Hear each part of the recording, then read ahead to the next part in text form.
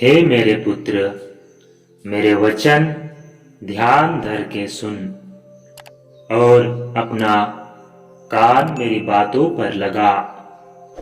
इनको अपनी आंखों की ओट न होने दे, वरन अपने मन में धारण कर, क्योंकि जिनको वे प्राप्त होती है वे उनके जीवित रहने का और उनके सारे शरीर के चंगे रहने का कारण होती है। सबसे अधिक अपने मन की रक्षा कर, क्योंकि जीवन का मूल स्रोत वही है। और ये आज्ञाएं जो मैं आज तुझको सुनाता हूँ वे तेरे मन में बनी रहे और तू इन्हें अपने बाल बच्चों को समझाकर सिखाया करना और घर में बैठे मार्ग पर चलते लेटते उठते इनकी चर्चा किया करना और इन्हें अपने हाथ पर चिन्हानी करने बांधना और ये तेरी आंखों के बीच टिके काम दे। तू अपने पिता और अपनी माता का आदर करना, जिससे जो देश तेरा परमेश्वर यहोवा तुझे देता है उसमें तू बहुत दिन तक रहने पाएगा। उन्होंने कहा, प्रभु यीशु मसीह पर विश्वास कर तो तू और तेरा घराना उद्धार पाएगा। उसने उससे कहा, तू परमेश्वर अपने प्रभु से अपने सारे मन और अपने सारे प्राण और अपनी सारी बुद्धि के साथ प्रेम रख। बड़ी और मुख्य आज्ञा तो यही है, और उसी के समान यह दूसरी भी है कि तू अपने पड़ोसी से अपने समान प्रेम रख। ये ही दो आज्ञाएं सारी व्यवस्था और भविष्यवक्ताओं का आधार है। हे सब परिश्रम करने वालों और बोझ से दबे लोगों, मेरे पास आओ, मैं तुम्हें विश्राम दूंगा। मेरा जुआ अपने ऊपर उठा लो और मुझसे सीखो, क्योंकि मैं नम्र और मन में दीन हूँ, और तुम अपने मन में विश्राम पाओगे।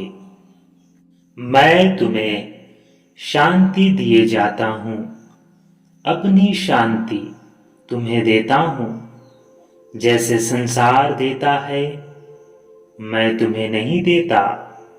तुम्हारा मन घबराए और न डरे, और मसीह की शांति जिसके लिए तुम एक देह होकर बुलाए भी गए हो, तुम्हारे हृदय में राज्य करे और तुम धन्यवादी बने रहो। और वचन से या काम से जो कुछ भी करो सब प्रभु यीशु के नाम से करो, और उसके द्वारा परमेश्वर पिता का धन्यवाद भी करो। धन्य है वे जो मन के दीन है, क्योंकि स्वर्ग का राज उन्हीं का है। धन्य है वे जो शोक करते हैं, क्योंकि वे शांति पाएंगे। धन्य है वे जो नम्र है, क्योंकि वे पृथ्वी के अधिकारी होंगे। धन्य है वे जो धर्म के भूखे और प्यासे हैं, क्योंकि वे तृप्त किए जाएंगे। धन्य है वे जो दयावंत है, क्योंकि उन पर दया की जाएगी। धन्य है वे जिनके मन शुद्ध है, क्योंकि वे परमेश्वर को देखेंगे। धन्य है वे जो मेल कराने वाले हैं, क्योंकि वे परमेश्वर के पुत्र कहलाएंगे। धन्य है वे जो धर्म के कारण सताए जाते हैं, क्योंकि स्वर्ग का राज्य उन्हीं का है। धन्य है तुम जब मनुष्य मेरे कारण तुम्हारी निंदा करे और सताए और झूठ बोले, बोल बोल कर तुम्हारे विरोध में सब प्रकार की बुरी बात कहे। आनंदित और मग्न होना, क्योंकि तुम्हारे लिए स्वर्ग में बड़ा फल है। इसलिए कि उन्होंने उन भविष्यवक्ताओं को जो तुमसे पहले थे इसी रीति से सताया था। तुम पृथ्वी के नमक हो, परंतु यदि नमक का स्वाद बिगड़ जाए तो वह फिर किसी वस्तु से नमकीन किया जाएगा, फिर वह किस काम का नहीं, केवल इसी के लिए बाहर फेंका जाए और मनुष्यों के पैरों तले रौंदा जाए। तुम जगत की ज्योति हो। जो नगर पहाड़ पर बसा हुआ है वह छिप नहीं सकता, और लोग दिया जलाकर पैमाने के नीचे नहीं परंतु दीवट पर रखते हैं, तब उससे घर के सब लोगों को प्रकाश पहुंचता है। उसी प्रकार तुम्हारा उजियाला मनुष्यों के सामने चमके कि वे तुम्हारे भले कामों को देखकर तुम्हारे पिता की जो स्वर्ग में है बढ़ाई करे।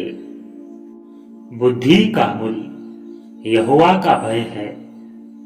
जितने उसकी आज्ञाओं को मानते हैं उनकी बुद्धि अच्छी होती है, उसकी स्तुति सदा बनी रहेगी। हे मेरे पुत्र, मेरी बातों को माना कर और मेरी आज्ञाओं को अपने मन में रख छोड़। मेरी आज्ञाओं को मान, इससे तू जीवित रहेगा, और मेरी शिक्षा को अपनी आंख की पुतली जान। उनको अपनी उंगलियों में बांध और अपने हृदय की पटिया पर लिख ले।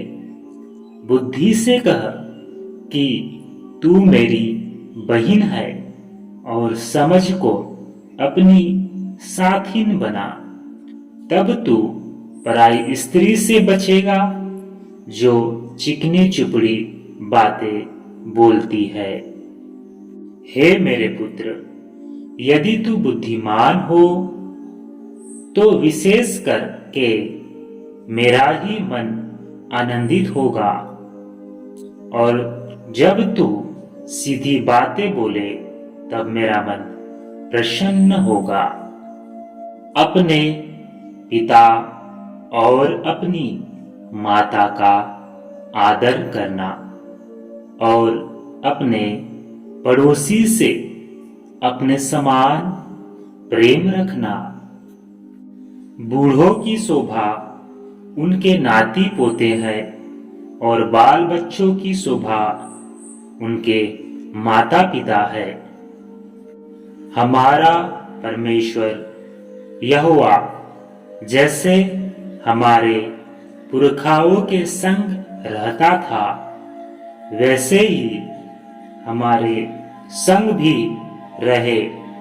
वह हमको त्याग न दे और न हमको छोड़ दे, क्योंकि सेनाओं का यहोवा यो कहता है, उस तेज के प्रकट होने के बाद उसने मुझे उन जातियों के पास भेजा है जो तुम्हें लूटती थी, क्योंकि जो तुमको छूता है वह मेरी आंख की पुतली ही को छूता है।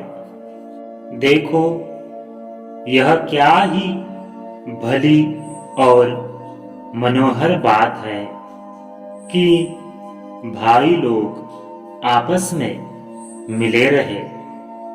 अब प्रभु जो शांति का सोता है, आप ही तुम्हें सदा और हर प्रकार से शांति दे।